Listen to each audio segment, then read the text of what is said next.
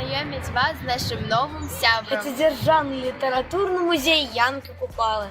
Ён жыве ў самым сэрцы сталіцы Беларусі. У парку імя Янкі Купалы. Музей, як і ўсе беларусы, вельмі гасцінны.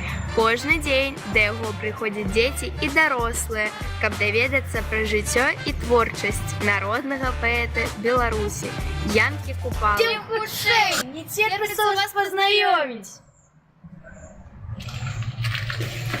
Новы сябр ведае шмат цікавых гісторый, напрыклад, пра тое, што Купала мае шляхецкае паходжанне.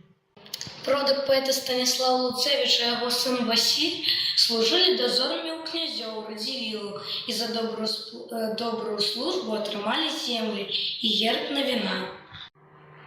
Радавод Луцевічаў уражвае. У ім 223 імёны. Янка Купала працаваў у Вільні, бібліятэцы, дзе сам шмат чытаў і наведвальнікам даваў парады. Якія памятаюць дотык рукі паэта, захоўвае музей.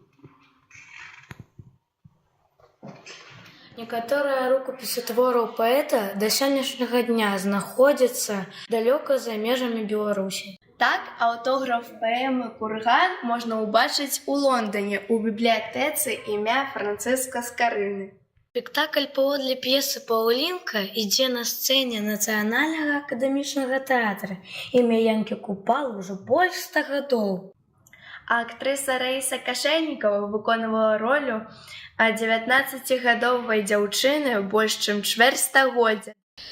Музей стаіць на тым самым месцы, дзе да Вялікай Айчыннай вайны стаяў дом Янкі Купалы.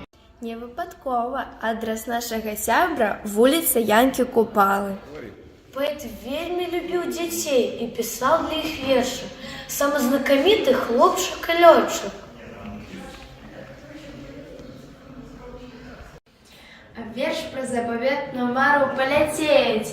І музей сёння дорыць кожнаму гэту магчымасць. Верш «Хлопчык-лётчык» таксама чытаў першы касманаўт Юрый Гагарин і марыў пра палёты.